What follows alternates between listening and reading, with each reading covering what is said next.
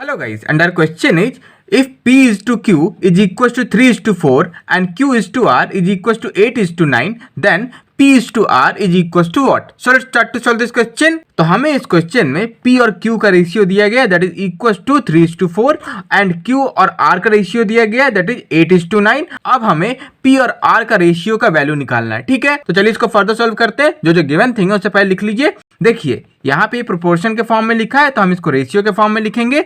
P is to Q का मतलब क्या हुआ? That is P upon Q, है कि नहीं? ये आप में से बहुत से लोगों को पता होगा. तो P अपॉन Q की वैल्यू हमें क्वेश्चन में गिवन है दैट इज 3 अपॉन 4. हम जस्ट इन गिवन प्रोपोर्शन को रेशियो में लिख रहे हैं.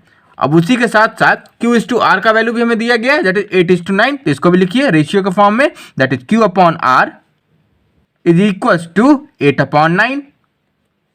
अब जैसा कि हमें P इज टू R का रेशियो का वैल्यू निकालना है तो इसके लिए अब क्या करना पड़ेगा, तीनों रेशियो को यहाँ पे सेम करना पड़ेगा. तीनों मतलब तीनों P और Q और R तीनों का आपको रेशियो एक साथ निकालना पड़ेगा. तो उसके लिए देखिए जो जो दोनों में कॉमन है, जो दोनों गिवन हमें प्रोपोर्शन दिया गया है या आप कह सकते हैं रेशियो दिया गया है, उसमें जो कॉमन है उसको इक्वेट करना पड़ेगा. जैसे यहाँ पे देखिए यहाँ पे P इज टू Q है और यहाँ पे Q इज टू R है. इसमें कॉमन क्या है दैट इज Q, दोनों में Q है तो हमें Q को दोनों में इक्वेट करना पड़ेगा. जैसे यहाँ पे 8 है तो यहाँ भी 8 होना चाहिए. तो हम यहाँ पे इसके लिए फर्स्ट रेशियो में 2 से मल्टीप्लाई करेंगे न्यूमरेटर डिनोमिनेटर दोनों में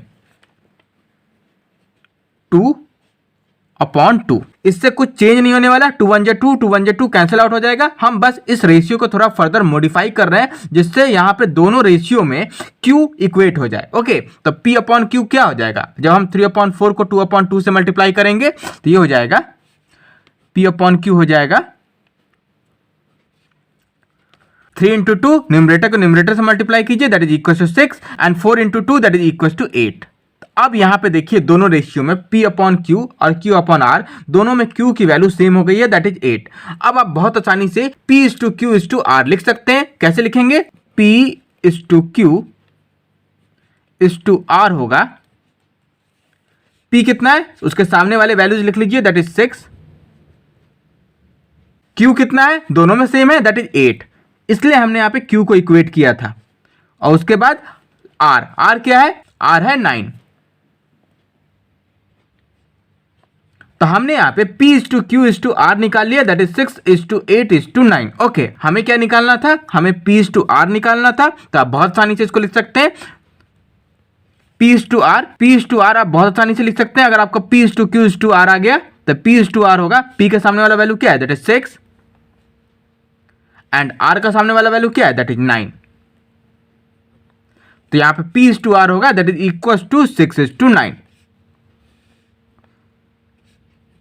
सबसे पहला स्टेप आपको दोनों रेशियो को इक्वेट करना पड़ेगा, मतलब जो कॉमन है वो दोनों में इक्वेट होने चाहिए. और उसके बाद जैसे आप तीनों का रेशियो निकाल लेंगे आप बहुत आसानी से किसी भी दो का रेशियो लिख सकते हैं. जैसे हमने यहाँ पे P इज टू R का लिखा है that is equal to 6 is to 9. So that's our answer. I hope you have understood this well. Thank you.